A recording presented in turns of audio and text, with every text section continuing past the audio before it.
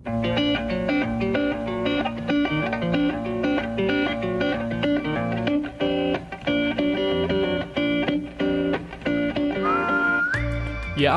góðan daginn og verið velkomin í þennan annan þátt af Nei Ha. Já. Ég heiti Gísli Ég heiti Arnari. og við erum helferskir. Já. Það ekki? Og gott kvöld og góða nótt eða þú ert að hlusta þetta svona seint. Já, ég var ekki búin að fatta það að fólk fer líka að sofa. Já, og hlusta stundum á þægilegt podcast rétt fyrir sér. Já, það getur verið. Ekki það að okkar podcast nú kannski ég vona það sé þannig að það veldur svefnleysi. Þú getur ekki hægt að hlusta. Já, en samt ekki svona neikvæðan átt. Nei, ekki þar að þú veldur eitthvað. Það verður að líða illa. Já. Nei, alls ekki. Nei. En við eins og við útskýrðum í fyrsta þætti að þá er formandi með þessum hlaðvarpsþætti hjá okkur þannig að við ætlum að segja ótrúlegar en sannar skemmtilega sögur af annarkvort einhverjum einstaklingum eða vera með eitthvað ákveðið þema. Já. Og með einum hæng á að ein af þeim sögum sem við segjum einhverjum þætti er algjört bull frá upphafi til enda. 100% bullshit. Já. Og ég sem sagt lagði höfuð í bleyti fyrir þennan þátt og fór að rannsaka og kom upp með heldur betur áhugaverða einstakling til að fjalla og í þessum þætti verður fjallað tónlistarmanninn Prince. Já.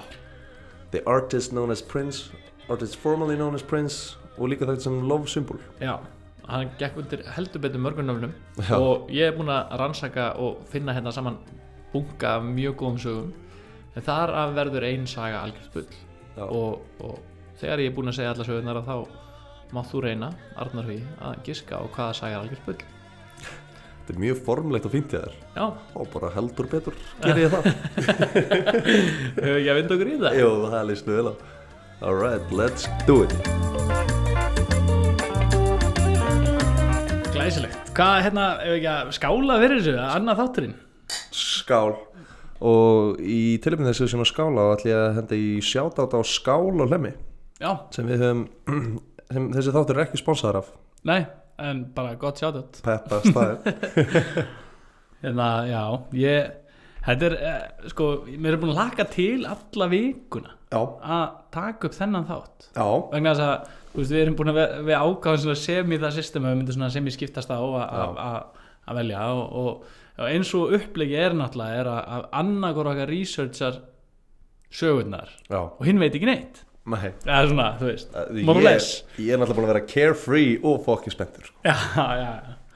Og það sem að þetta er svona skemmtilegt hvernig þetta gerjast og þetta verður maður að finna svona áhugaverðan karakter og ég var með, þegar við byrjum að tala um þetta þá var ég strax með undir erminni mjög áhugaverðan karakter.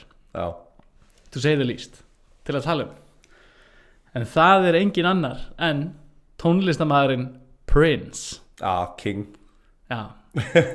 Já, Prince. Já, Prince, já. Hann er kongur. Hann er kongur. Ég fattaði ekki.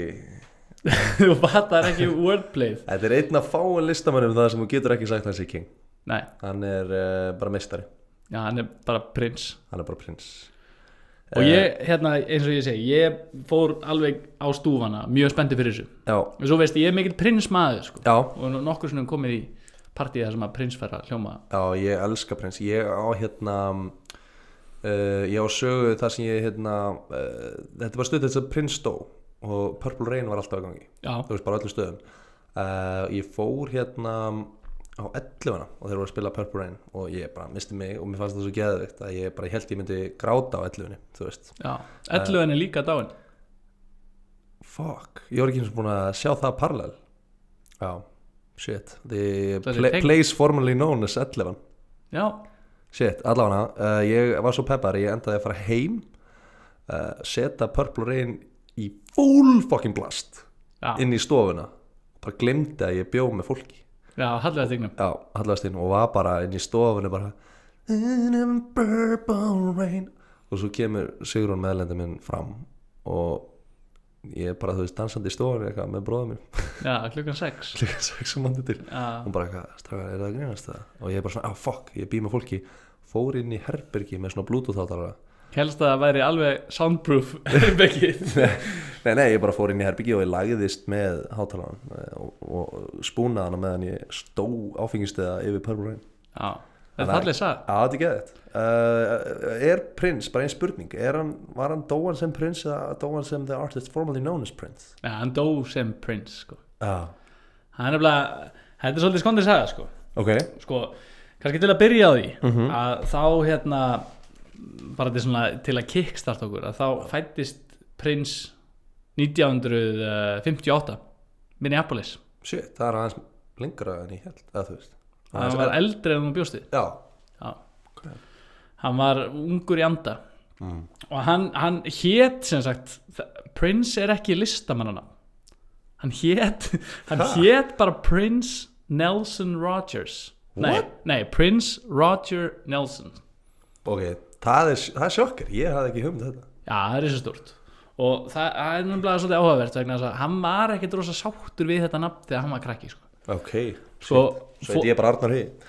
Já, mjög sáttur. Þú heitir ekki Prince. En það sem að klikka við það er að foreldrar hans mamma hans var jazzsönguna, pappa hans var svona kompóser og jazzpíanisti og pappa hans heit John Lewis Nelson og stage nameið hans var Prince Nelson.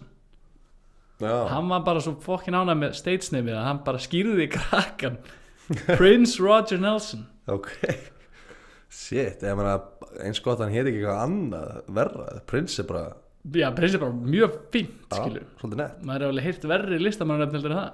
Já. En þú veist, er það þá listamannana?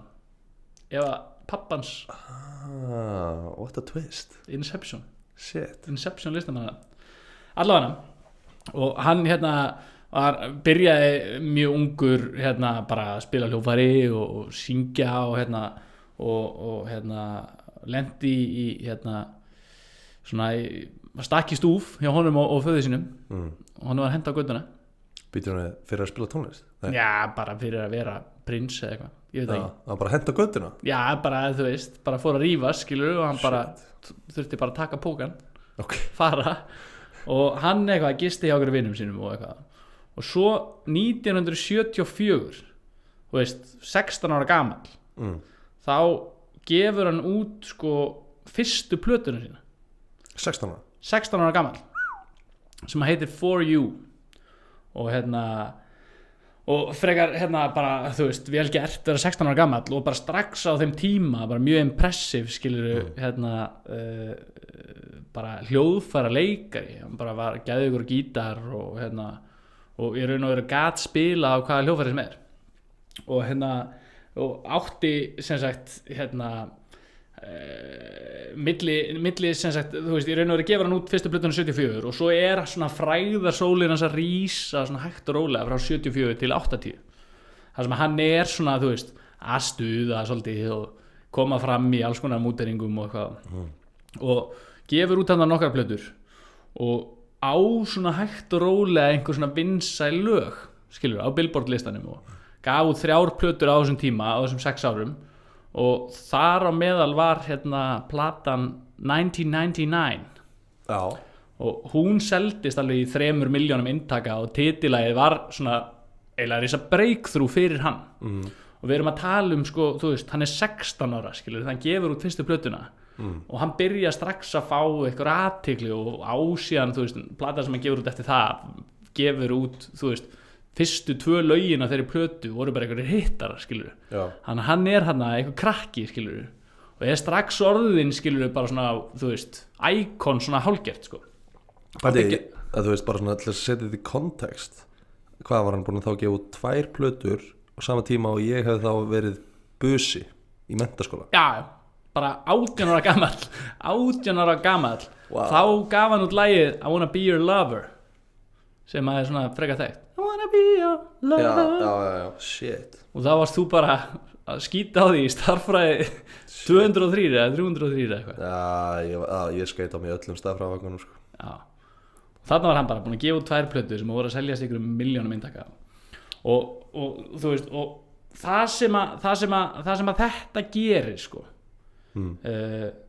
er að menn ganga kannski ekki alveg heilir til skógar þegar þeir eru komnir á þennan stað, skilur þú veist, þeir eru búin að sjá svakalega success, eru bara úlingar, skilur og hann búin að vera með eitthvað daddy issues og eitthvað svona þannig að svona, sem að gerði svolítið svona persónans prins í raun og veru svolítið svona hann var skrítingur, skilur þetta svolítið svona formula for success, svona daddy issues og hent út á götuna sem eða þú veist þetta er bara svona eitthvað, daddy issues virðist vera major fuel fyrir artista og og það var margir margir sem talaðu að Prince hafi verið ógeðslega svona mysterious gæi vegna þess að það er ótrúlega mikið af það er ótrúlega mikið að sögum til Prince sem að einhvern veginn enda á því að hann hvarf bara, eða þú veist, eitthvað lið var að tala við hann og hann gerði eitthvað nauta og fólk snýri sig við og svo var hann bara horfinn, skilur það var svona eins og Batman svo bara var svona að spjalla við hann bara yeah Prince, I like to help Prince já, þú veist það bara þú veist, bara svona mörg citations það, skilur að fólk hafi bara einhvern veginn verið svona hangandi í lausu lofti einhvern veginn eftir að hafa hitt hann, skilur og hann var svona mega mysterious og svo, þú veist, hann var lítið fyrir að gefa viðtöl og og gaf ekki viðtöl í langan tíma og svo er það svona kannski svona að því að við erum í þessu svona að fara svona svolítið yfir hann að þá síðan 94 þá er hann alltaf búinn að gefa út Purple Rain og þú veist og er orðin bara risastór, skilur, átti bara svaka, þú veist, milli 80 og 90, það var svona píki á hans ferli, og milli 94 og 2000 þá var hann bara í mega dispjúti við Warner grúppuna, Warner Brothers tónlistardæmið já og vegna þess að þeir vildu krefjast þess að honum að hann, þú veist, að því að hann var bara, þú veist, frægur, þá vildu þeir bara hamra járnið með að vera heitt og hann var ekki að fíla það, þú veist, og hann var bara, það var ekki Prince og hann vildi fá svona sitt artistic leyfi og eitthvað svona, þú veist, til að gera það sem hann vildi þannig að hann byrjaði að koma fram búinn að tússa Slave í andliti á sér að því hann var þræll, skilur, upptöku fyrirtækisins sem var samt að dæli hann peningum, skilur og með eitthvað svona brjála statement ok, bara það er geðveikt, þú veist, ógeðslega mikið statement að búin að setja slave, þræll á ensku fram með sig en ég verða við ekki í 3 sekúndur þá hugsaði ég eldhústækið slave ég bara hvað í fokkanum teiknaði mynda slave ég alveg 3 sekúndur á meðan varst að segja þetta þannig ég held að en já, ok, shit, það er major statement já, og svo, þú veist, svo var hann alltaf svona með svona einhvern svona skæru liða útgáfur og hann að gefa út svona litlar míniplötur og alls konar eitthvað svona skrítin lög og eitthvað svona sjokka fólk með tónlist já, og bara svona til að stuða vonum, bara ég raun og verið til að þú veist, eyðileggja samningin, skilur þú veist, hann var að brjóta á samningnum bara aktíft, og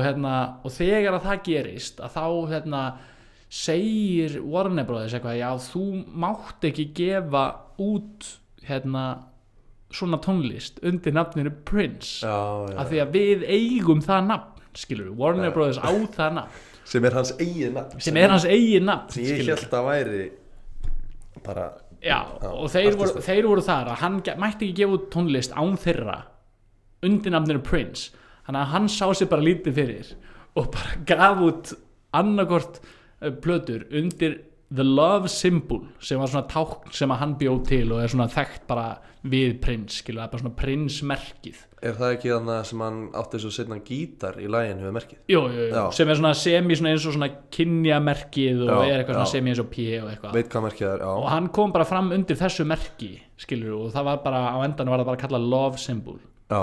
Og eða The artist formerly known as Prince. Já. Og kom þannig fram bara, skilur, og var alltaf að pöngast í þeim og eitthvað. Ótrúlega fyndið dispute, sko. Já. En hann, það sem er frekar áhugavert er að Prince var, hann var votti Jehóva. Ha? Já, tók því mjög alvarlega, skilur. Ertu að segja mér að þurfi ekki vottar Jehóva að vera trúboðar? jú. Þannig að þú geti lendið í að þú væri bara að chilla heima þér og bara góðan daginn já. Ég heiti Prins. Já, það gerðist alveg. Mætti ég fá að segja þér nokkur orðum Jesú Krist? Já, þeir trúa Jesús ekki. Jú, en þetta er svona eitthvað svona afbrigði. Við höfum nú einhvern tímann fengið eitthvað svona heimsókn. Já, ég fekk hérna mormóna í heimsókninni með þér. Að þú veist, þetta var alveg fyndið, þú varst hana ekki, þegar Hilmar, já, sagan er þannig að hérna, ég einu sinni fengið trúboða bara inn í herbyggi á mér og þá var þess að klippa annál fyrir Vestlandskóla Íslands, fyrir Nemo og við vorum að, hérna, það var rosa mikið að fólki að labba inn og út húsið og ég var bara niður í kjallarinn að mömmu eitthvað að klippa og mamma voru svo leið að fara til dyra, hún bara, já, hann er niðri og bara alltaf að dæla fólki niður og svo komu 2 19 ára strákar, mormónar í trúboðastarf og mamma held bara að þetta væri eitthvað leið frá mig líka, hann bara, já, hann er niðri bara, hann, þú veist, ekki á niðri þannig ég var bara niðri að klippa með Gísla og félag okkar Hilmar og bara mættu 2 mormónar inn í herbyggja Já, og þetta er ótrúlega skrítið einhvern veginn, þú veist, að fá svona heimsókn og bældi ég að við höfum bara verið niður að klippa og bara, er eitthvað að koma og bara Prins komið inn í herbyggið, skilja Þetta var ógeðslega fyndið, það er ógeðslega skrítið að lendi í svona trúboð og hann var sem sagt votti Jehóva og það er hérna og það er meira að segja sagnir að konu sem var þannig þegar að Prins lést úr hérna fyrir stuttu síðan að þá hérna þá var svona að vera að safna alls konar sögum hann og þá var kona sem að sæði sögur frá því að einu sinni hefði hann farið til dyra þegar það dinglað og þar stóð bara Prins með biblíuna, skilur og hérna eða eitthvað votta Jehóva rit eða eitthvað, ég veit ekki hvernig það virkar og hann bara segist bara, já, bara ég votti Jehóva og hérna má ekki koma inn og tala við þig og hérna og byrjaði svo bara að lesa þú veist, bara strax, skilur, bara búm, bara negli bara beint í bæklingin, byrjaði bara að lesa á fullu, skilur bara lesa yfir henni og hún eitthvað nei, þú þarft ekkert að hérna, þú þarft ekkert að lesa fyrir okkur, hérna, við erum gyðingar og hann bara, hey, just let me finish og það var að klára að lesa allt rastli fyrir hann, skilur, hún bara svona kolpur, skilur, að Prins væri komin hérna að lesa fyrir hann og hérna sem er frekar fyndi og þetta var alveg þekkt að Prins væri, skilur, votti Jehóva og þetta var alveg svona umtalað og af því að hann syndi alveg, skilur, að fara bara dingla og lesa, skilur, úr hérna riti votta Jehóva. Sko fyrir mér er votti Jehóva svona, þú veist, stuttar kaki í stuðbuxur, stuttarma hvítskyrta, hjálmur, skilur, og mæti bara til dyra þannig, bankar, skilur. Já. Þannig að ég sé bara fyrir mér Prins bara í votta Jehóva outfitin líka, sko. Já, þú veist, já, ég veit ekki, kannski hann fengi fjólublóðan þannig galla, þú veist, ég veit ekki. Mætti hann bara í Prins gallan. Já, þú veist, það væri ennþá skrítið. En hérna, já, eins og ég segi, það var þetta frekar, hérna, það var þetta frekar svona þekkt, sko, að hann væri votti Jehóva og hérna, og það er einn saga frá, hérna, túrmanagernum hans Prins. Já. Svona 94 eru þeir á hérna, cirka, hérna, þeir eru cirka, já, eitthvað í kringu 94, 92 til 94, þá eru þeir á túr, stærri Bandaríkjunum. Og Prins var svona þekktur fyrir það, sko, hann svaf aldrei á nóttinni og eitthvað, hringdi alltaf klukkan 3 á nóttinni og það er eitthvað bara svona, heyrðu það, bara, við erum að æfa, eða eitthvað svona, þú veist, það kom eitthvað svona ruglbeðinir klukkan 3 á nóttinni og hérna, það var einmitt í svona háskólaræðu, sko, að vera að tala hérna Kevin, ég held að heiti Kevin Hart eða hann uppistandarinn eða eitthvað. Já, svarti litli. Já. Það var að tala um það að Prins, hann lifði í öðrum raunveruleika heldur en annað fólk, skilur. Já.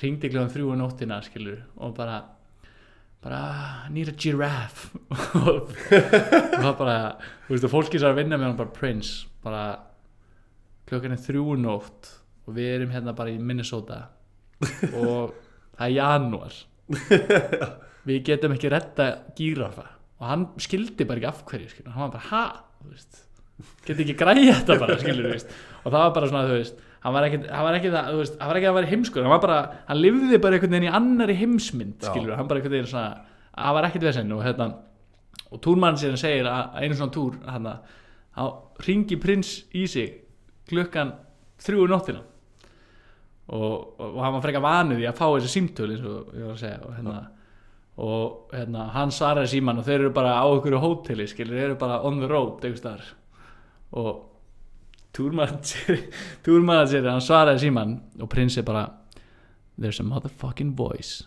coming from the motherfucking walls og túrmanager bara hann bara I'm telling you man there's a motherfucking voice coming from the motherfucking walls og bara hann bara drullaðir skilur að koma að kíkja á þetta skilur að bara rödd að koma vegnum og manager bara hleypur yfir til prins og prins bara, þú veist, hann bara bankar hurðina og prins kemur til dyra og þú veist, bara 3:00 í hvítum svona satín náttfötum með svona hvíta satín nátthúfu og í háum hælum sem voru svona klættir svona hvítu satín og bara full make-up og perm og allt skilur, hann var bara klár í tónleika þarna bara nánast sko, í náttfötunum shit maður og eru að tala um svona Scrooge með dökkhúfu já, bara alveg þannig skilur og managerinn bara hvað í gangi og bara prinsið bara I told you man there's a motherfucking voice coming from the motherfucking walls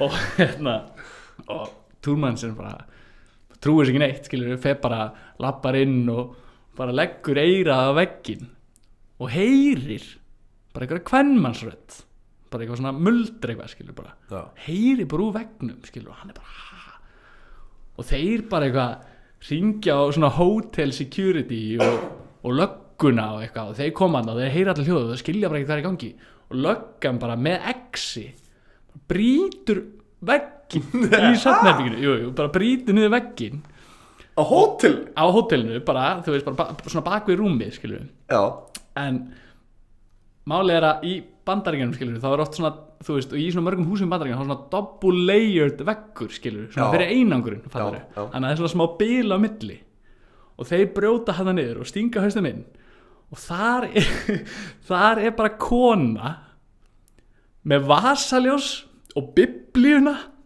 að lesa upp úr biblíunni til að reyna að snúa prins trúabrækt og þeir eru bara taka gæluna skilur og hún bara trompa skilur á milli veggjana já, bara hún er bara inn í þessu millibili skilur bara á bak við rúmið hjá prins what the með biblíuna og vasaljós og er bara að lesa skilur af því að hún vissi að hann væri votti Jehóva og hún var bara eitthvað greinilega ekki sátt við það eitthvað, vildi bara nyrði Lúthers trúar eða eitthvað og hún er bara hann eitthvað öskur upp á biblíunni hann og þeir bara draga hann út af veggnum og hún trompast bara, byrja bara að öskra og þú veist, og er alveg bara brjáluð og er bara að draga hann út og meðan þá satt Prince svona, við svona borð og var bara I told you motherfuckers there was a motherfucking voice coming from the motherfucking walls ég fíla hvað Prince í þessari sögu hljómar þess að sé Samuel L. Jackson í Snakes on a Plane skilur the motherfucking voice in the motherfucking walls I've had it with this motherfucking voice on this motherfucking wall og og þú veist, ótrúlega sagt þetta er fucking shit hversi en sko, besta þessu sögu er að Prince er bara chillaður, situr bara á kantir og bara I told you guys eða var ég myndi fucking flip út kona sem einhvern veginn komst inn í veggina og verið að lesa úr biblíunni that's some creepy shit já, hann var ekki líka, þú veist hann var ekkert eitthvað hrættur, skilur, hann var bara þreyttur á þessu, skilur hann bara, hann er bara græðið þetta, skilur, ég nenni ekki að standa í þessu shit og þetta er bara líka bara sko, við erum að tala ekki, þú veist, það er ekkert mikið pláss nei, hún er bara svona pinned in, skilur en þú veist, þetta er samt alveg þannig að þú getur lappað hann á bakvið og oft var það þannig að lagnakerfi var oft í svona millirýmum svona maintenance section já, og sérstaklega í svona gömlum húsum og svoleiði, sko og var þetta svona double layered af því að þú veist, það var brick layer á utan og svona og gifsa innan eða eitthvað en hún hafði bara eitthvað neginn þú veist, ég veit ekki skilur, farið inn í eitthvað svona maintenance hólf og bara svona eitthvað tróði sér þarna og vita að prins væri þarna í rúminu og bara tekið vasaljósið og bara byrjaði að lesa what the hell en prins náttúrulega eins og ég segi stórkostlega litríku karakter og hafði hlutina svolítið svona eftir sínu höfði og hann var rosa góður vinnur Questlove sem er trommuleikarinn í Jimmy Fallon já. Sem er svona, þú veist, svona, þeir eru alltaf svona saman eitthvað svona er hann ekki stór með afró? Jú, með svona spöng eða svona greiðu í afrónu ekki stökjan og þeir voru svona, þú veist, svona ágæti svona kunningjar og einhvern veginn þá ætlaði Questlove að fara á Prince tónleika í Philly og hann bara svaka sáttur skilur var búinn að vera eitthvað nokkur sem að DJ í Philly og eitthvað og Prince var að halda þann tónleika og hann var svo spenntur eitthvað að félagi sem var að Prince að halda tónleika hann býður 10 vinnum sínum koma frá New York og þeir bara mæta allir eitthvað og svo eru þeir bara að fara á tónleikana og þeir bara svona standa fyrir utan að fara að hleypa öllum inn þá bara tekur hann upp miðana og þá er hann bara með 10 miða en þau voru 11 skilur hann glemdi að telja sjálfan sig og hann verður bara algjör hvolpur skilur og hann bara heyrðu ég reddi þessu eitthvað þegar þau ætluðu eitthvað svona að fara bara nei ég get alveg sleppt því hann bara nei við reddum þessu eitthvað og hann ringir í assistantinn hans Prince og hann er eitthvað að reyna og hún svarar og hann bara heyrðu þetta er Questlove og ég bara getur hitt mig bakvið og hann eitthvað að kolpast af því að hann sagði svona þú veist ég er svona on the verge að fólk svona viti nákvæmlega hver ég er eða fólk hafi ekki hugmynd hver ég er skilur hann er svona ég er svona þannig frægur það er svona sumir vita og sumir ekki eitthvað og hann svona fer að tala við hana og næri einhvern veginn að samfara hana og hann eitthvað getur náði Prince og hún bara nei það er ekki hægt að tala við hann af því þá var hann á golfbíl að keyra út alltaf golfbíl bara í botni bara eitthvað baksvís í eitthvað svona risa arína og það var ekkert að ná í Prince skilur og leta ekkert ná í sig og hún þú mátt koma þú verður bara að sitja fyrir neðan sviðið skilur fyrir innan girðinguna og bara og skulda Prince greiða og greiða þetta hann bara ekkert málu og svo bara fara tónleikarnir í gang og hann var sem sagt á einhverju blind date með einhverjari gellu og hann ætlaði sem sagt að bjóða þessari gellu sem sagt á Prince tónleikana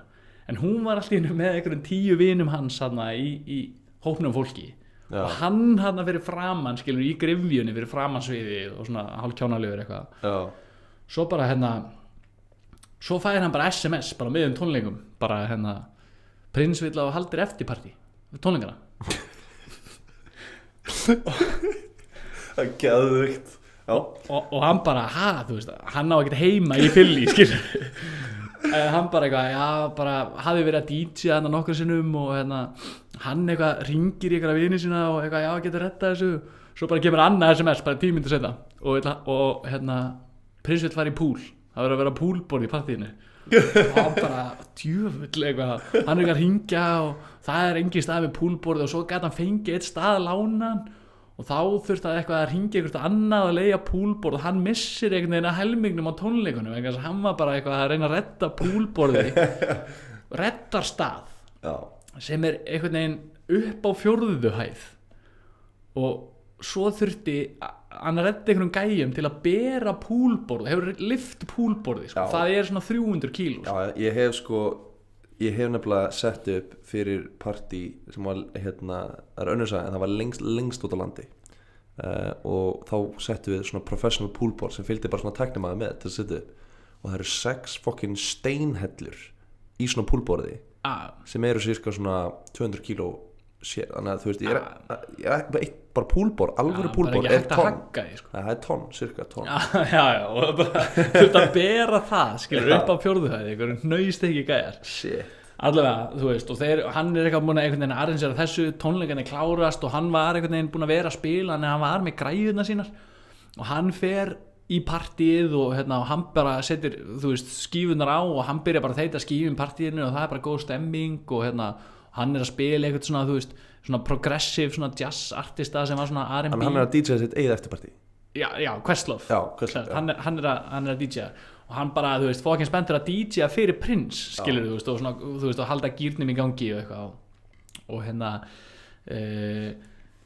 og Prince eitthvað svona er hann í partíinu og hann er bara eitthvað hann er svona hann fílar þetta på þetta með eitthvað svona progressive R&B svona jazz svona eitthvað í gangi og svo bara kemur aðstofamannars prins og lappar upp á honum og bara, getur skipt lag og hann bara, já, ekkert mál algjör hvolpur, setur eitthvað annar lag og hann bara, já, ég ætla að setja aðeins með meira beat og en samt svona í svona svipuðum gýr eitthvað og allt í gangi og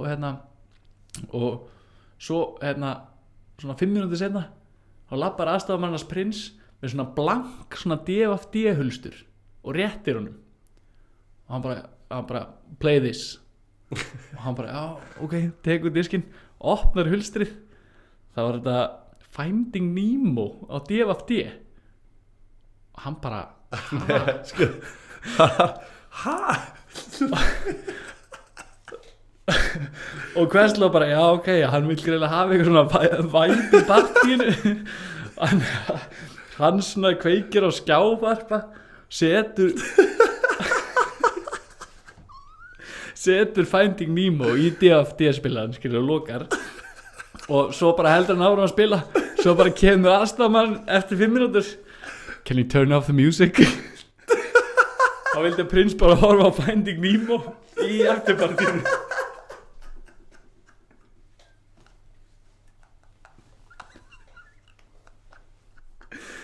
hvað maður að segja, skilur Hvað finnst það myndi maður þetta er svona á allir lendi tímur sem svona slekkur á tónlistinu og það er bara eitthvað anyway here's Wonderwall, skilur það er að vera að breyta þessi gítarparti sko þetta er next level út af að hafa pottet verið fokki margir í þessu partí út af því að þú veist bara herinn hans prins og þessi gæði með sína 11 þú veist hann er 11 þannig að bara þú veist hann bara byrja að pakka blöðunum sínum í tösku eitthvað svo oh my god man ætli svona artista bara svona eru alltaf svona pushing envelope hvað er komast með eða þú veist já alveg potið vegna þess að síðan sagði hann bara svo bara árið setna þá var hann sem sagt byrjaði með þessar gælu sem hann var á blind date með já ok Questlove já og honum boðið eftirparti í Paisley Park sem var sem sagt svona ranchið hans prins sem hann var bara búin að byggja þú veist stúdíó og þú veist það var bara eitthvað rugglað hús og körfuboltavöllur og eitthvað alls svona bara er það ekki hann bara húsið sem hann var svo eiginlega í jú bara alltaf já einmitt ok veit hvað og hann mætir í eftirpartíð þar er prins bara að láta spila þennan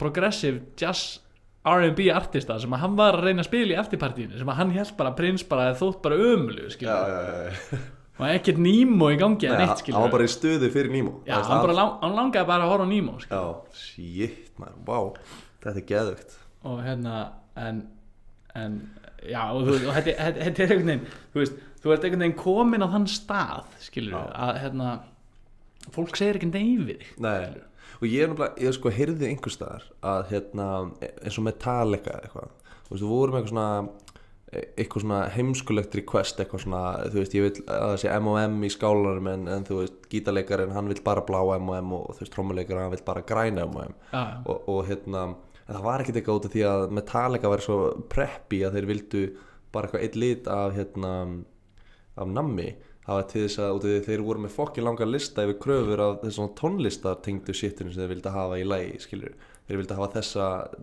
hátalara og þetta drast skilur, þannig að bara til þess að vita að það væri búið að fara yfir listan þá var bláa og græna með skilur staðfesting, þeir bara ok, þeir eru on point þeir eru búin að pæla í þessu en það virðist ekki vera case með prins sem bara til í Nemo já, nei og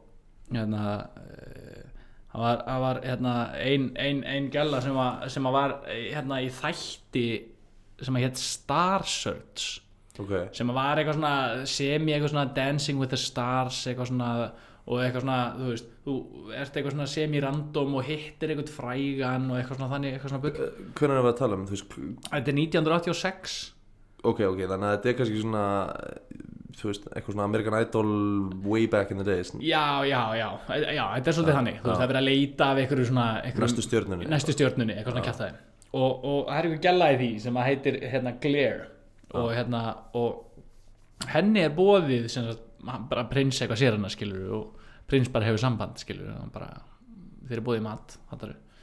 Og hún mætir í matinn og svo fara þau á eitthvað klöp niður í LA og hann svona hvíslar í eyra á henni hvort hann vilja dansa þessi eftir það og hérna og bara þegar kemur gott lag og eitthvað svo kemur gott lag og þau fara út að dansa og prins náttúrulega með heldur góð spor og hún svona eldir hann alveg og hérna og rosa spennt og eitthvað og hann svona ánægði með hana og svo mánuðin setna þá hittast þau aftur á öðrum klúbbi sem heitir Vertigo sem að prins var svolítið svona frægur fyrir að hanga á og hann hérna sér hana og þau eru hann búin að þekkjast og tala saman hann í eitthvað smá tíma sko og prins lappar að henni og pikkar í öxlina á henni og hann bara hvíslar í eyra á henni bara hi, would you like to be in my band og hún bara einhvern veginn svona bara ráðunar og bara svona beigir sér niður og er ekki svona spennt svo bara ætlar hann að snúa sig við á svaranum hann var bara horfinn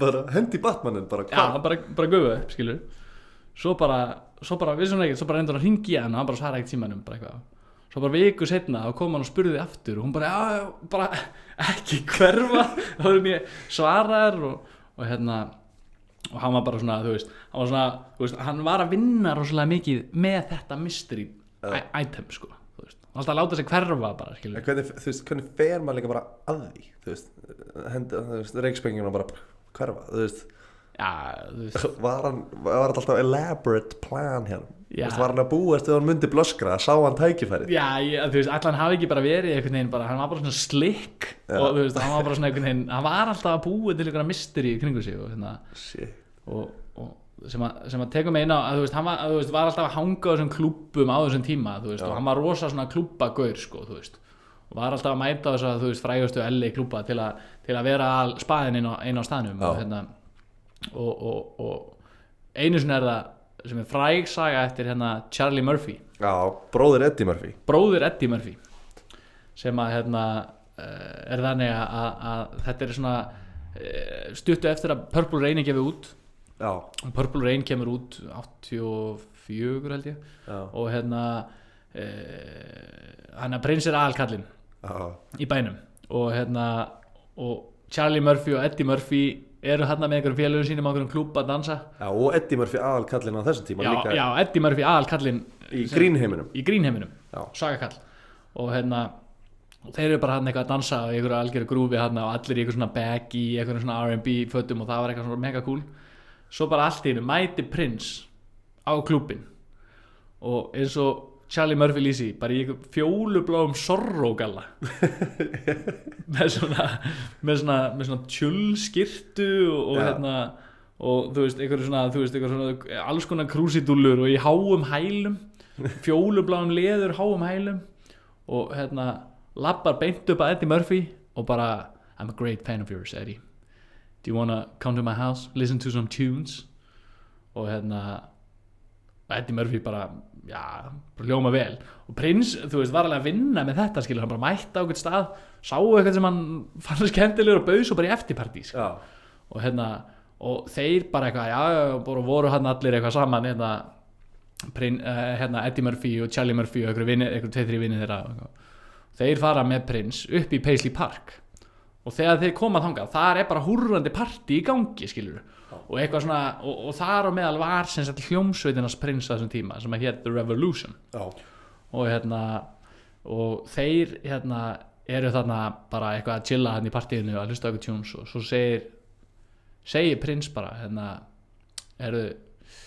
með leiðist ef að koma í körfubolta og hérna og Charlie Murphy og Eddie Murphy bara bara ég skora á ykkur í körfubolta bara þið strákarnir á móti mér and the Revolution og hérna þeir fara með hlátuskast sko, til að setja í samhengi prins var 157 cm á hæð var hann svona lítill? Hann var 157 cm ég vissi að hann væri lítill en ég vissi ekki að hann væri bara essentially dvergvaxinn kallmaður þess vegna var hann alltaf í háum hælum það var bara fokki lítill og Charlie Murphy er 185 cm á hæð, skilur, þannig að þarna voru bara einhverju risastóri svarti gaurar, skilur og prins bara pínu lítill og bara móti honum á The Revolution og þeir bara bara fokkin til í þetta og prins bara lætur græja æfingadrasl á þá, bara eitthvað að fá eitthvað stuttbuxur og hlýraból og eitthvað og bara út á körfuboltavellinum í Paisley Park og þeir eitthvað komnir hann að hita upp hann að Eddie Murphy og Charlie Murphy eitthvað, svo bara mæti prins á völlin og hann ekki búin að skipta föt, skilur, hann ennþá bara í Zorro-gallanum og háa hælanum og The Revolution bara eftir hannum bara með eitthvað túberhár og eitthvað og þeir eru bara, hvað djók þetta, skilur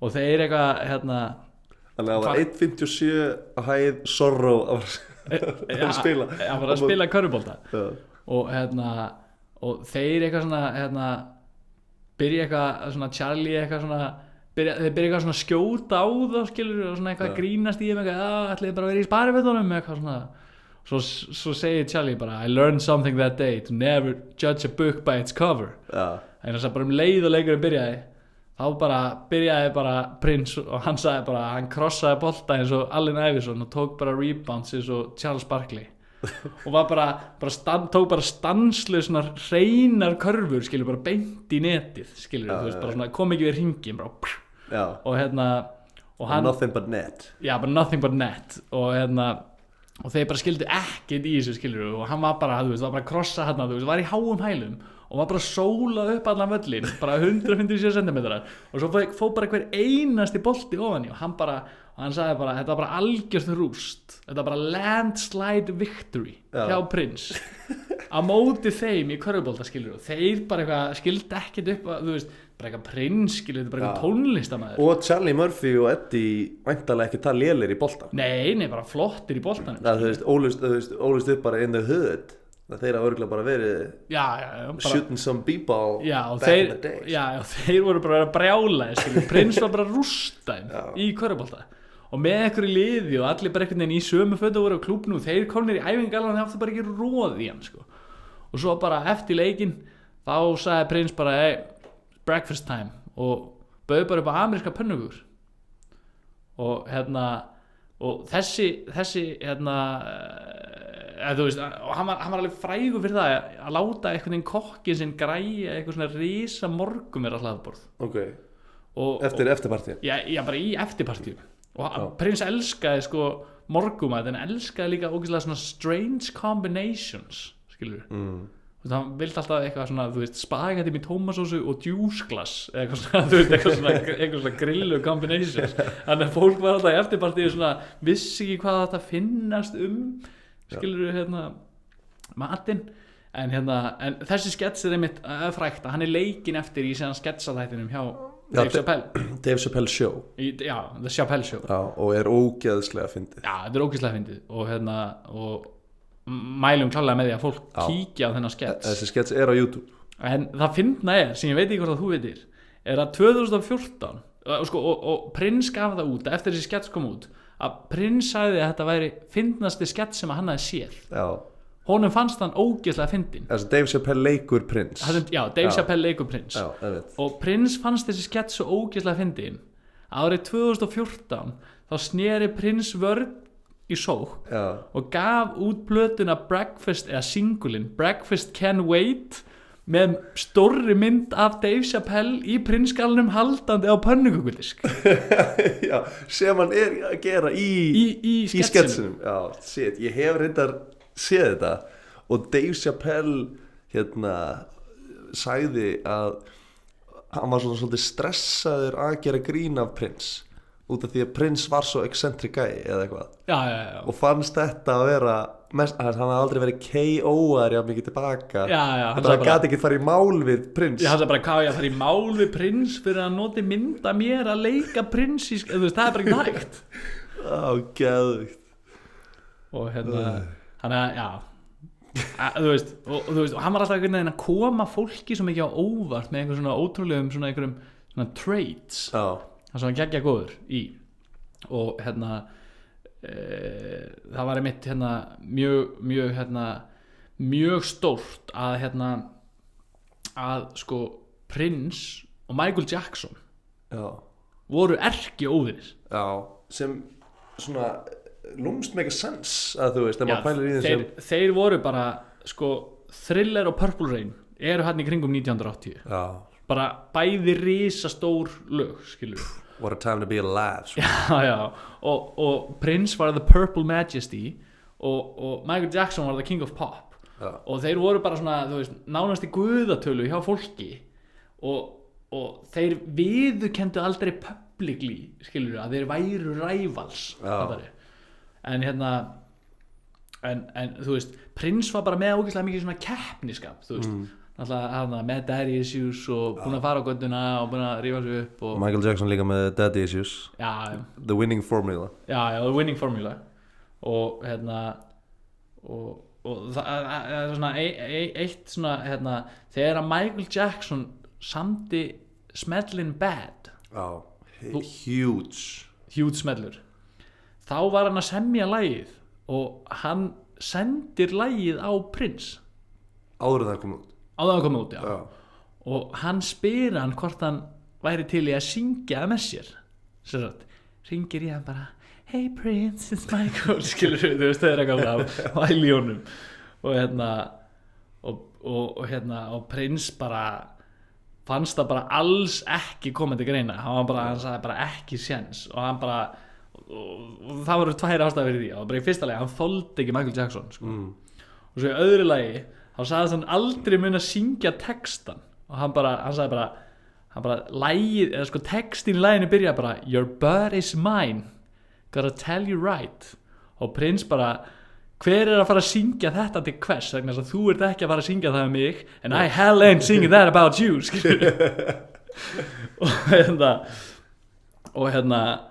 og það bara, þú veist og bara and there we have a big problem sko, þú veist, það bara ætla ekki séns skilur að gera og hún var líka fáránlegt að Michael Jackson vildi kalla lagið I'm Bad og sagði quote there's nothing badass about him og til að topa þegar hann fekk lagið sendt þá var hann bara tók nýja útgáfa laginu hringdi MJ og sagði bara ég ætla ekki að syngja með þér það kemur ekki til greina og by the way hérna ætti lagið þú veist, lagið ætti að hljóma svona ég búin að betrumbæta og senda honum skilur sína útgáfu af Bad skilur, þannig að þetta var alltaf bara svona þú veist, svona stál í stál skilur. Og þessi útgáfa til ekstra?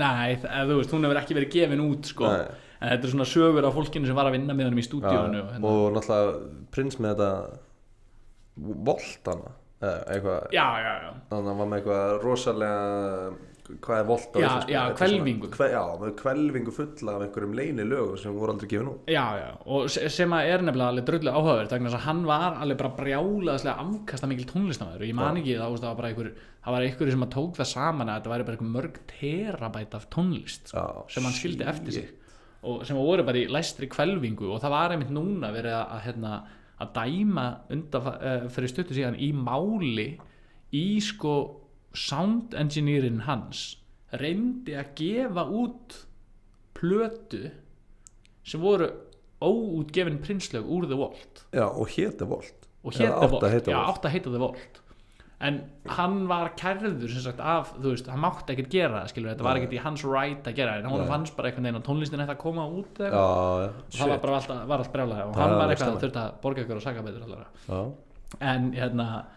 en svona til að halda þessu Prince og MJ dispjúti áfram að þá lágu leiðir aftur saman þegar var verið að gera We Are The World lagið það sem að það eru bara fullt artist bara fullt artistum og bara frægt myndband af Bob Dylan á YouTube þar sem hann er bara eitthvað finnst það ömulegt og og þetta er We Are The World hjálpa fólki í Afríku úr einhverjum skítamálum og ólíkt öllum stóru aðilunum sem voru beðnir að taka það bara svo allir bara sjálfsögðu Prince bara kemur ekki til greina þetta lag er bara hræðilegt and I didn't want to be around those motherfuckers sagði það bara í viðtali sinna mér og mikið af því var talið og hann sagði bara ég ætla bara alls ekki að fara í collaboration við þú veist, hann langaði ekki verið í collaboration með Michael Jackson skilur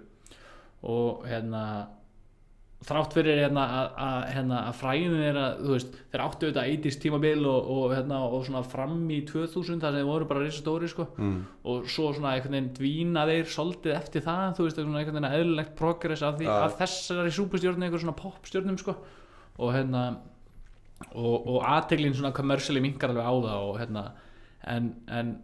en rivalryð minkaði ekki sko. En það hljómar svona pínu eins og að Prince hafa verið klikka mikill rival en MJ alltaf svona verður með í Bad verður með í We Are The World.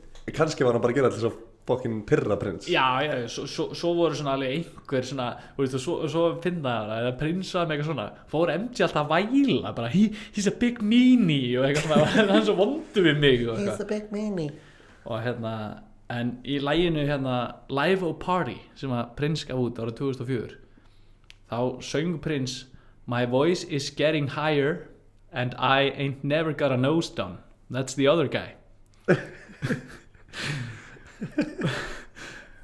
Og svo árið 2006 þá var Prince að vinna með will.i.am í Las Vegas. will.i.am frá sem var í Black Eyed Peas og hann er alltaf pródúser og will.i.am bauð sem sagt Michael Jackson að kíkja á þessa tónleika og þetta var svona frekar svona low key tónleikar eitthvað í Las Vegas og svona eitthvað svona sitjandi krát og eitthvað og okkar maður Prince stóðust ekki í mátið, tók bassan, byrjaði bara að taka eitthvað brjála bassasólu, lappar út í salin, var með svona þráðlausan bassa, lappar út í salin þar sem Michael Jackson situr, skilur bara með, þetta er á svona þeim tíma sem hann var alveg komið með, skilur, grímuna og var búin að bara rústa sér, skilur og hann lappar út í salin þar sem að MJ situr við eitthvað borð og byrjar setja upp svona bassan eiginlega alveg upp við hann og verða ekki að spila ekki að svona aggressíft bassasólu, svona slap bass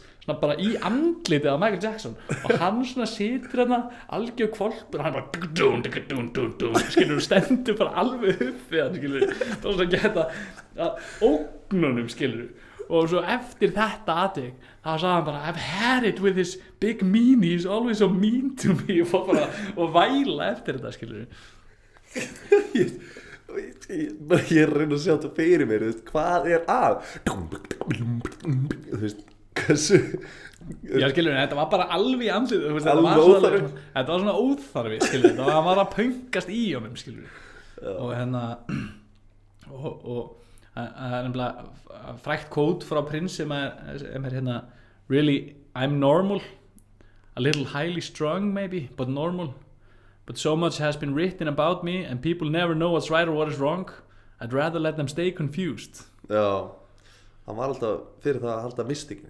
Hann var rosa mikið þar inni og en eins og ég segi, þú veist, hann var alveg þar að þú veist, margt sem hann gerði var að gjörsamlega klikka, skilur, þú veist, og hann svona had it his way og það er ein saga þegar að á Purple Rain tímabilinu að þá semast tala Prince við managerinn sinn og segir við hana að hún langi til þess að lenda fyrir hlutverki í stórri bíómynd og þetta er snemma á 8. áratugnum og á þeim tíma bara í byrjun 1980 að þá átti Prince bara eitthvað svona nokkra hittara, þú veist, jú, hann var alveg orðinn stór en hann var engin, þú veist, þarna var hann ekki orðinn king of the world, skilur. Nei, hvað það er, 84?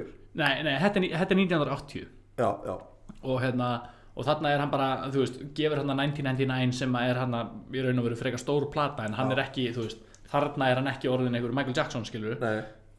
Og hann bara eitthvað átti nokkur mymbönd og gaman að segja frá því að hann átti annað mymbandið sem að var sem sagt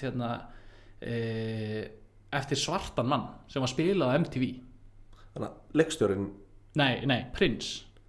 Já, þannig að það var bara, þú meinar að kom svartur maður í MTV á skjáin. Já, nei, og bara myndbandi hans, skilur, hann sem tónlistarmaður, skilur. Já, er ekki fyrsta Michael Jackson? Já, Billie Jean og Little Red Corvette voru á sama tíma. og það eru svona fyrstu myndböndi sem að þú veist, eitthvað, að því að MTV hefur alltaf haft þetta orðspor á sér að vera eitthvað racist channel og eitthvað svona alltaf upp að þessu tímandi.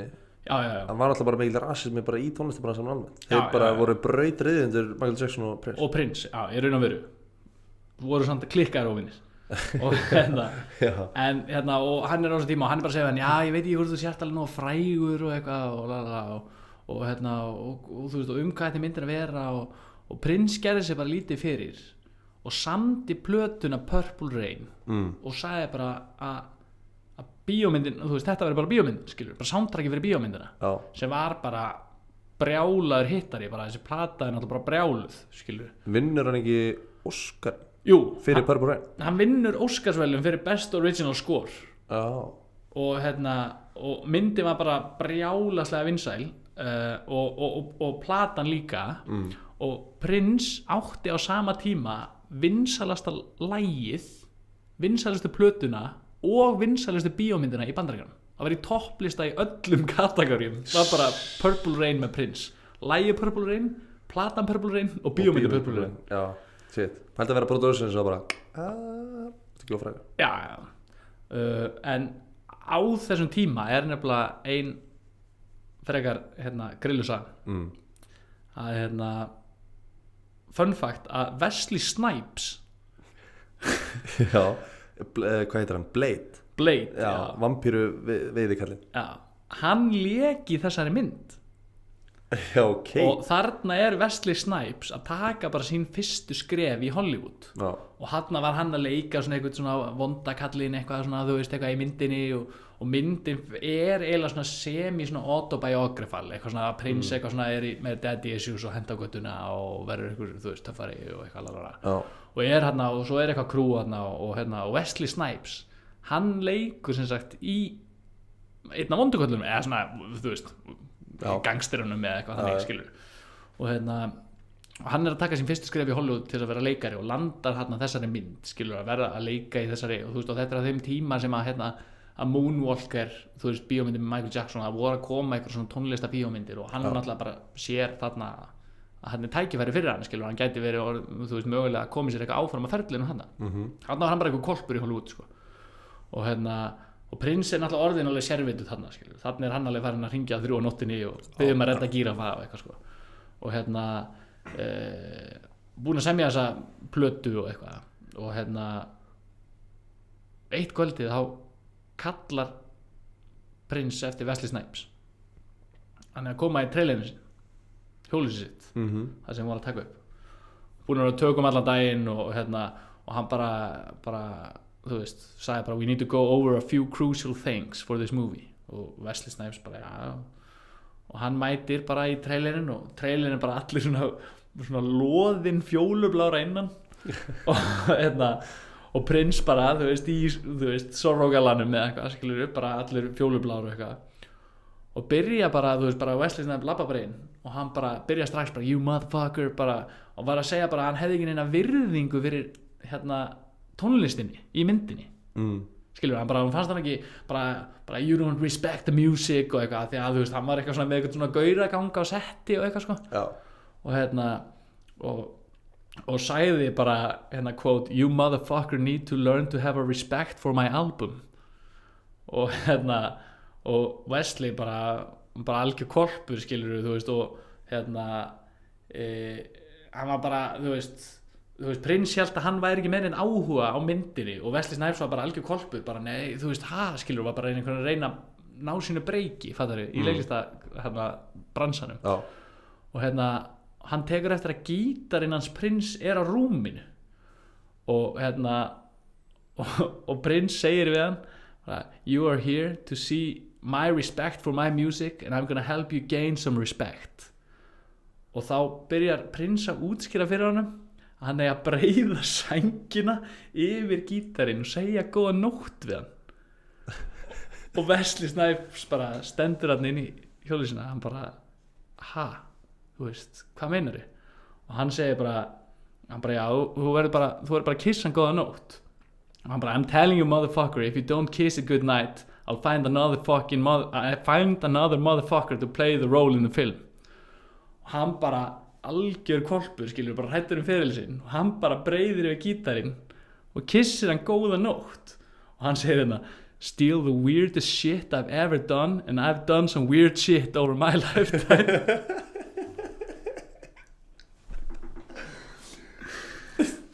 Sko það er svo erfitt að reyna að lesa hvort að Prince hafi alvörinu bara hugsaði gítarinn sem eitthvað barn eða hvort hann hafi bara gerað þetta þess að bara svona knock him down a few pegs. Já. Svo bara þegar hann var búinn að þessu og þá sagði bara, horfði Prince bara á hann og þá sagði hann I hope you understand now, please leave.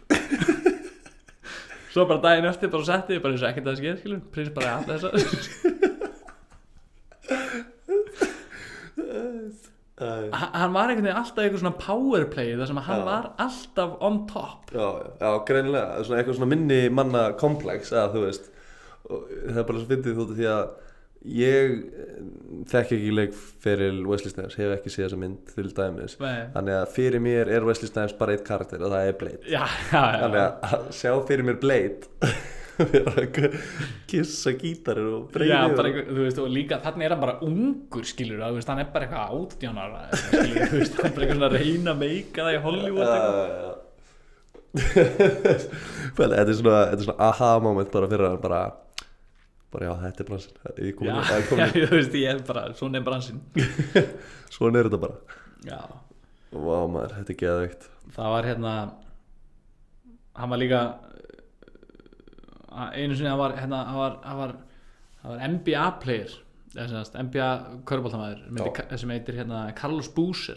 Er það ekki NBA? Jú, NBA. Já. Ekki Master of Business Administration. Nei, nákvæmlega. Hann var ekki með MBA í körfubolta. Nei. Hann var NBA. Já. Og hérna árið 2004 skrifaði hann undir samning hjá Utah Jazz.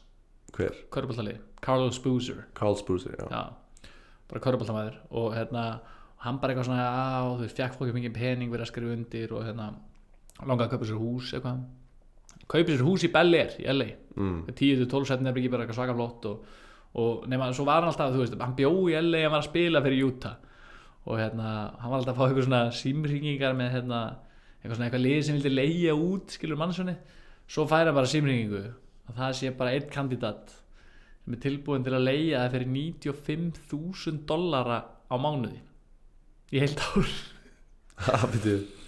Byrju, hann býr einhvers staðar, körfuboltagæði? Já, þessi körfuboltagæði, skilur, hann fekk ógeðslega mikið pening og ákvað að kaupa sér hús í Bel Air. Já, en býr það ekkert full time? Nei, hann er að spila fyrir Utah Jazz, þannig að hann eiginlega býr í Utah, fattar þau, en á bara þetta hús í LA, þannig að hann var ekkert alltaf í húsinu, þannig að hann var að hugsa eitthvað, já, kannski leigja það bara út eitthvað, þannig að byrja eitthvað líða að hafa samband við hann eitthvað. $95,000, hvað er það í íslenskum? Er það ekki? Það er bara sinum 120, skilur. Já, fuck. Þannig að bara, og það var Fresh Prince. Já, þetta er bara 120 milljónir á mánuði, skilur. Meira, eða ekki? Nei, þetta er þá 1,2 milljónir á mánuði. $10,000 er 1,2 milljónir. Nei, já, djók. Þetta er 12 milljónir á mánuði. Djöðlir og lélir í starfsfæðum. 12 milljónir á mánuði. 12 milljónir á mánuði. Og það er náttúrulega okkur maður, Fresh Prince. Og hann vildi skrifa undir árssamning, sko. Sinnum 12, skilur, fokki mikið. Já. Og hérna, hann bara þú veist, ég get ekki sagt nei við þessu, skilur, bara brjálaði peningar. Hann flýgur til LA og vissi ekkert hver þetta var, skilur. Já. Og hérna, hann bara ætlaði að hitta hann í húsinu og hann kemur eitthvað limósína, skilur. Bara út úr limósínu, bara stígur Prince. Hann bara, skilur, og þú veist, hann segir bara, þú veist, ég sá hann, það bara voru bara dúfur sem að fluga eftir hann, skilur, og hann er eitthvað svaka lýsingar. Og hérna, og hann kemur hann bara, skrifar undir samningin, ekkert að segja. Svo bara fær hann líklega hann á húsinu. Svo er hann alltaf bara að spila fyrir Utah Jazz og býr í Utah, Carlos. Og svo lendur hann í því einhverjum nokkrum mánuðum seinna, 3 mánuðum seinna eitthvað. Og slítur hann hásinn í leik. Og hann bara, fuck maður, ég get ekki spilað. Ákveður að fara til LA til að fara í hérna svona læknisþjálfunni eða þú veist svona að ná sér upp. Og hérna ákveður að keyra frammi á húsinu sínu, skilur, sem hann var að kaupa. Svo bara hann að keyra í guðinu sem húsið er. Svo bara keyra hann frammi á einhverju húsi og hann bara, what? Býtuðu. Hann eitthvað, ég hef ekkert komið hann á það oft, sko. Ég var ekkert alveg viss. Það var eitthvað svona svaka hús. Og hann eitthvað, já, býtuðu, þetta er húsið. komin önnur girðing skilur að því að það eru svona húsum í LA svona gated skilur, svona risa gate það var bara risa gate skilur með love symbol og hann bara eitthvað what eitthvað og hann stimplar inn og það bara opna skeiti og hann bara jú ég á heima hérna svo bara keyrir inn á það svona inngangur þá var búin teppalegja frá sko hliðinu og alveg upp á húsinu fjólublátt teppi alla leiðin upp á húsinu og hann bara keyrir upp á húsinu og hann bara ha og svo bara opnar hurna fer inn í húsið þá var bara búið að taka allt innan á húsinu skilur bara öll húsgögnin voru bara farin öll gólfin voru með fjólubláu teppi og allir veggir með myndum af prins eitthvað að spila tónleikum og prins með tígristýri og eitthvað svona alls konar random myndir út allt og hann bara hvað hann bara búin að redekorata húsið skilur og hann eitthvað lappar upp í the master bedroom þá var búið að breyta því í hárgreiðslustofu og það var bara, þú veist, bara spegill skilur og bara hárgreiðslustóll og þú veist, hárblásarar og eitthvað, hann bara eitthvað, what? Og verið í gestaherbergin, þar var bara nuddbekkur og hann var búin að gjössanlega redekorata húsið. Stofan, hann var búin að láta að blokkara gluggana og breyta stofunni í næturklúbb og hann stendur hann bara inn í húsinu sínu bara í sjokki skilur, bara prins bara búin að rústa villun hans skilur, sem hann keypti á milljóni skilur og og hann reynir bara að hringi prins á fullu, bara alveg brjálaður skilur og prins svarar bara ekki símanum svo bara klukkan 3 nóttina hringi prins þá var prins á einhverju tónleikaferðalagi í Suðaustur-Asíu og hann bara ekki hafa áhyggjur af þessu maður ég græði þetta allt eitthvað og hann bara ok svo bara þegar ásamningurinn liðin upp þá bara hefur prins samband við hann og hann bara ég fluttur út, þú getur komið í vélina þína hann bara kemur aftur í vélina sína og það bara didn't leave a sign skilur það var bara allt eins og hann var aldrei verið hana og bara hliði líka bara búin að skipta hliðið og hann sagði bara I was like he was never there what the hell og prins hefur ekki þurft að þola þann hausverk sko.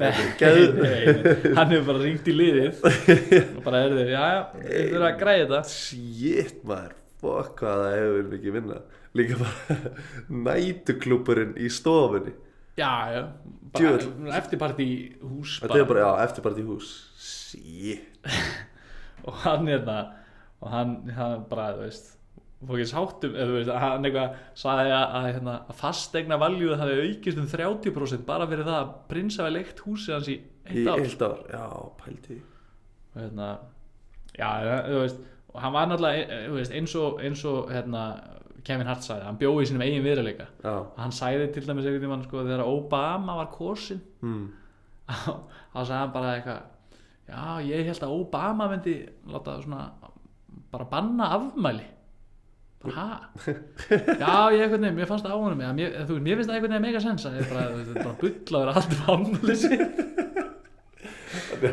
þannig að prins kaus Obama ekki út af því að það komið tíma og svarta fórset bara þessi maður ætlar að banna afmæli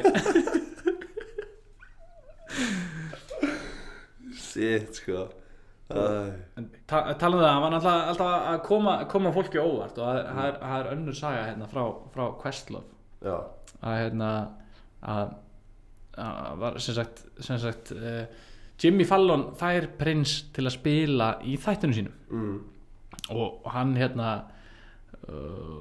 prins er þetta er svona eitthvað svona freka svona skrítið, þú veist hann aðstofólki hans hefur samband við Jimmy Fallon og segir við hann að hæ, erum hringið hérna frá prins hann bara já prins langar rosalega að spila við pingpong bortennis hann bara já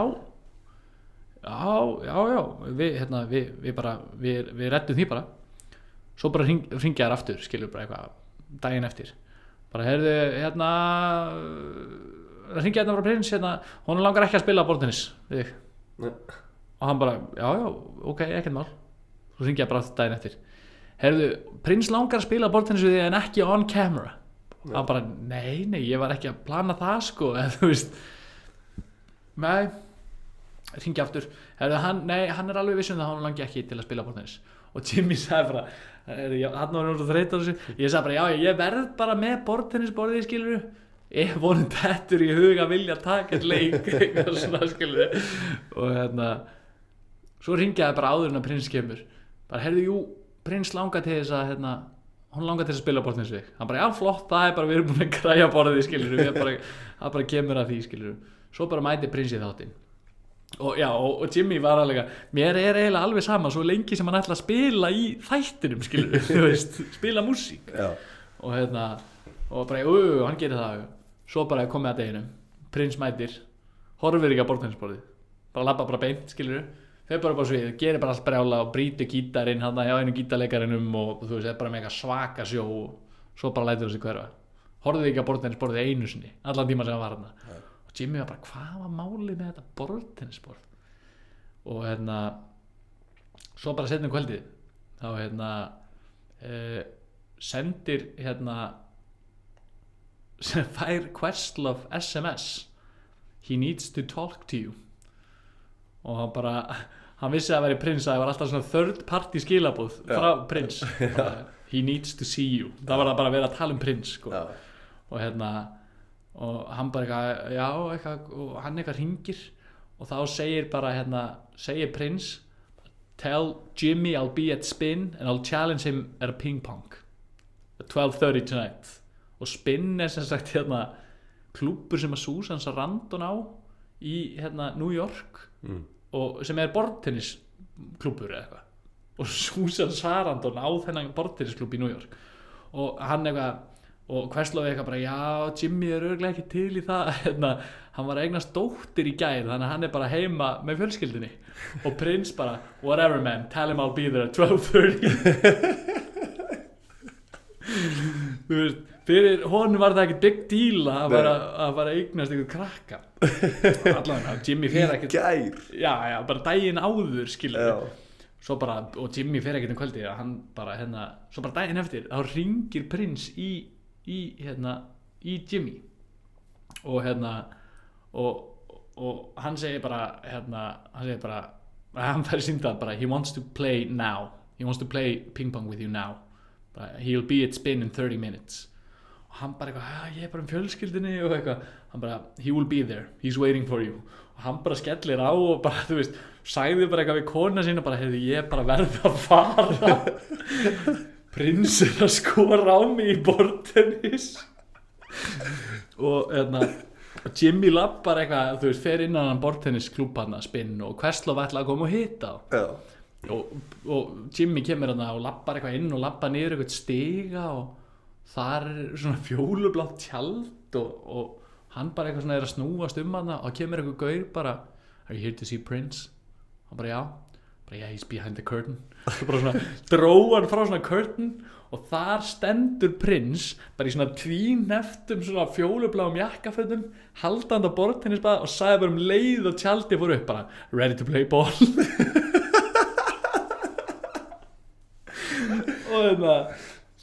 og bara ready to play ball já, bara leið, skilur og Jimmy bara já eitthvað og hann eitthvað rétt hann spaða svo bara, viltu hitta upp og Jimmy bara já og svo bara þú veist, þeir kasta nokkur svona á milli hana þú veist, þeir að æfa sig og Jimmy segir bara já ok, ég er bara klár og Prins bara eitthvað ok og Prins á uppgjöf og hann var að teka bara og negli bara boltanum bara, og það bara mega hraði í borðið og Jimmy bara á ekki sens og bara leið og Prins sló boltanum og sagði hann bara 1-0 þú veist, vissi bara að myndi og Jimmy bara, þú veist, sagði bara hann stóð þarna og hann með svona, þú veist, svona dádýra augu, skilur, svona alltaf svona gett svona falleg augu og hann bara, þú veist, þessi gaur, skilur, ég ætla ekki að láta það dádýra gaur með, þú veist, þetta gaur með bamba augun eitthvað að vinna mig í borðtennis svo bara, þú veist, heldur leikurinn áfram og Prins bara rústun í borðtennis og svo staðan bara orðin eitthvað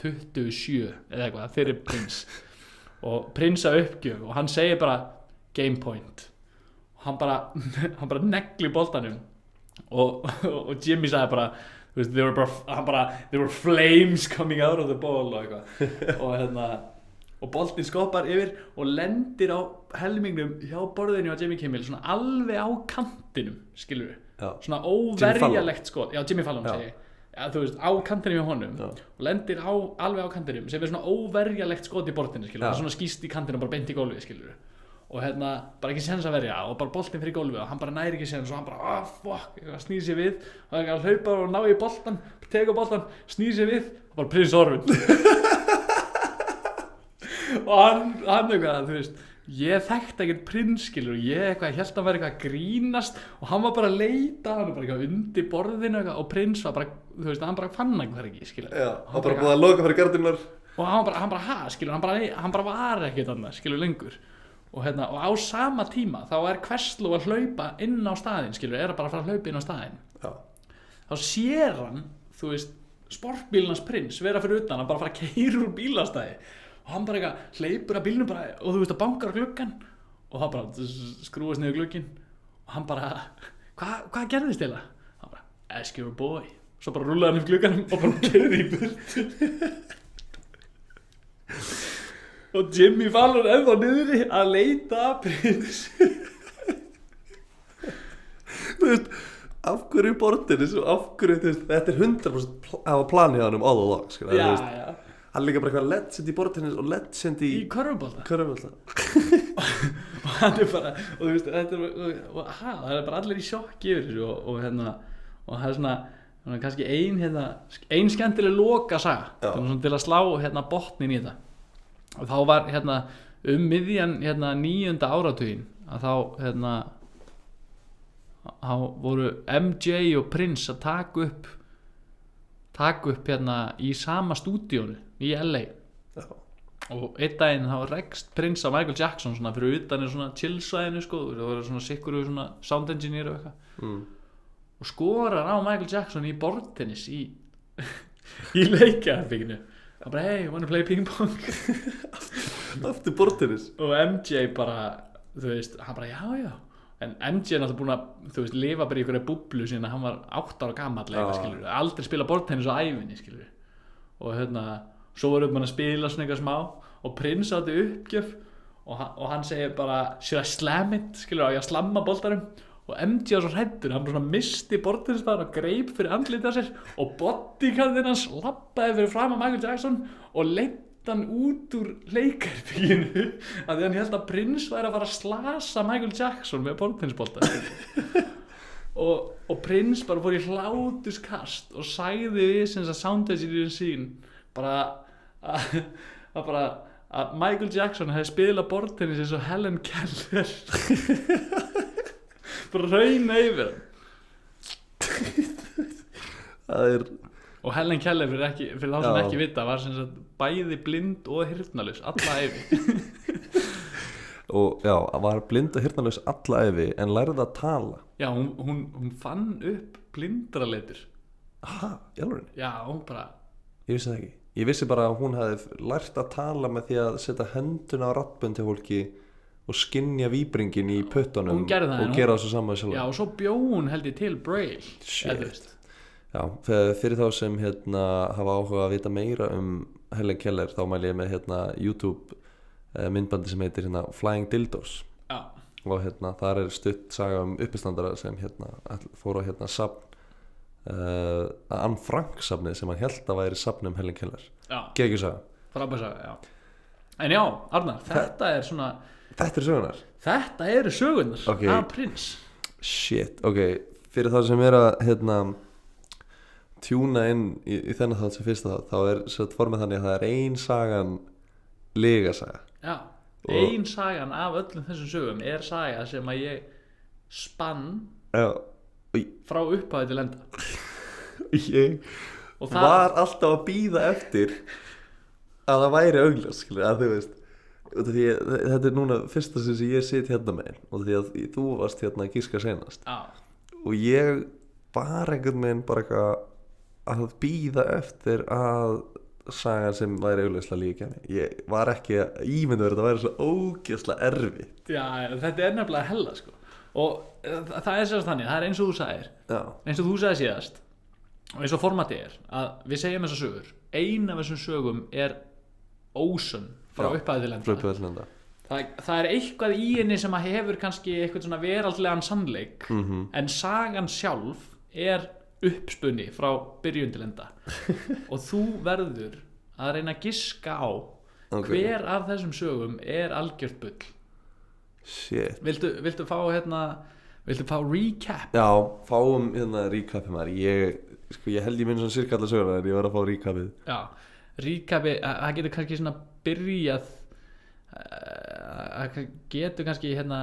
byrjað á því að með Questlove þegar að hann bauð 10 vinum sínum á Prince-tónleika í Philly og endaði að þurfa að redda eftirpartí og spila Finding Nemo.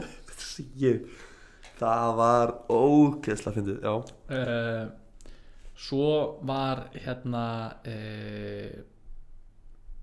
það að Prince var votti Jehova. Já.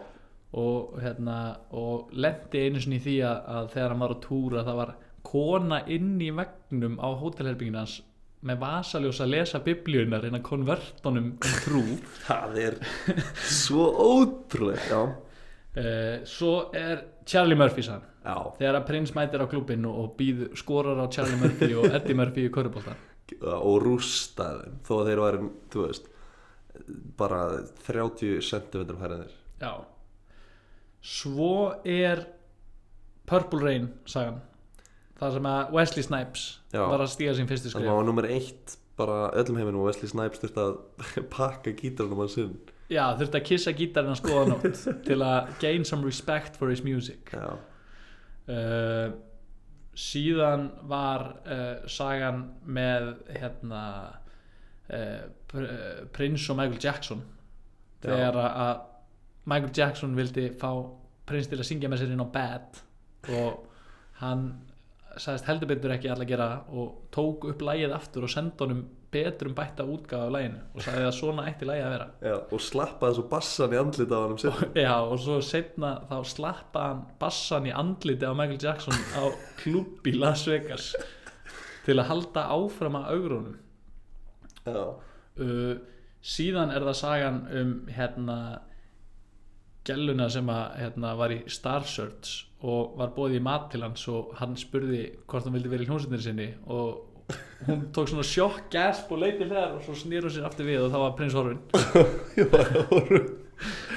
Já, sem var eitthvað triksa og var alltaf með í bókinni. Já. Síðan var það þegar að Carlos Boozer sem var körfuboltaleikmaður hjá Utah Jazz keypti sér villu og Prince leigði hana fyrir $95,000 á mánuði og breytti henni gjörsamlega.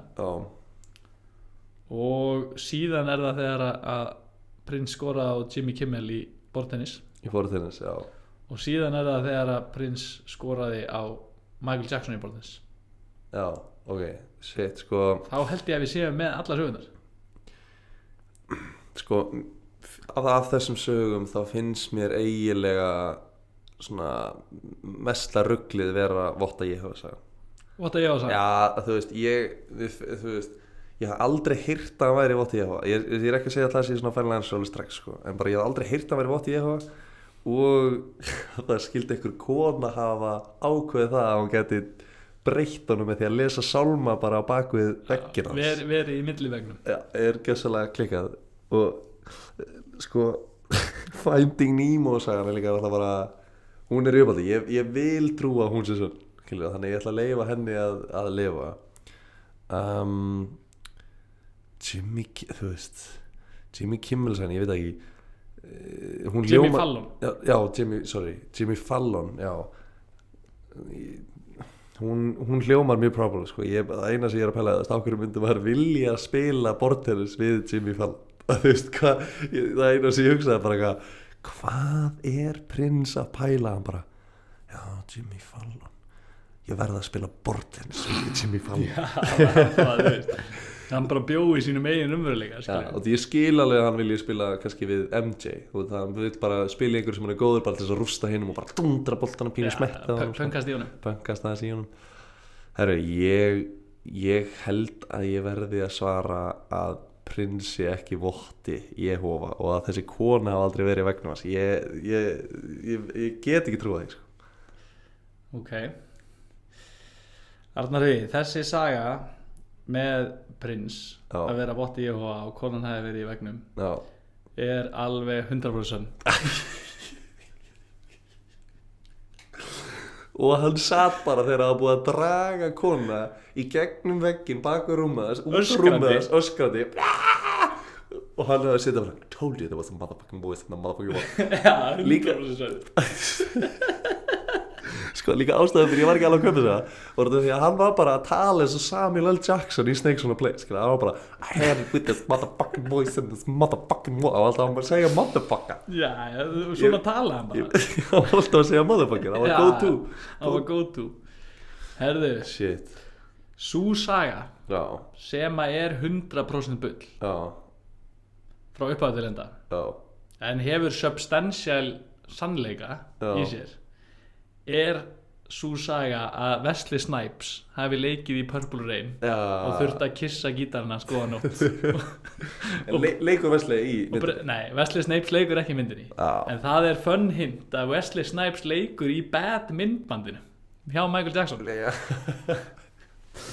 ok, shit ég er alltaf, ég hef ekki séð þessa mynd sko. Nei, sko Purple Rain, það sem ég talaði á undan að Purple Rain hafi komið út og verið vinsæl og læg, það er alltaf satt Já. en það að Wesley Snipes hefði leikið í myndinni og prins bara brjálaður út í hann og hann þyrfti að fá gotta respect the music og hann þyrfti að breiða yfir gítarinn og kissa hann góða nótt ok, er 100% spill ég verð að gefa þér hats off fyrir sturla góða liðasög þetta er alveg mögulega einn seinasta saga sem kom í hugun á sem mig þetta var bara fakt eitthvað sem prins en samt huge hint að Wesley Snipes er ekki eins og í myndinni já, huge hint já, þetta er bara svona mynd sem að með grunna væri ekki séns búin að sjá nei, eins mikið og ég elska lagið Purple Rain þá hef ég ekki séð myndina Purple Rain nei, við þurfum kannski að fara að horfa á hana bara já, kannski við gera það bara eftir þennan þátt maður þetta var ógeðslega gott ég held að það er langt sen ég fór í jafn mikið hláturskast eftir Nemo-söguna sem ég er svo glaður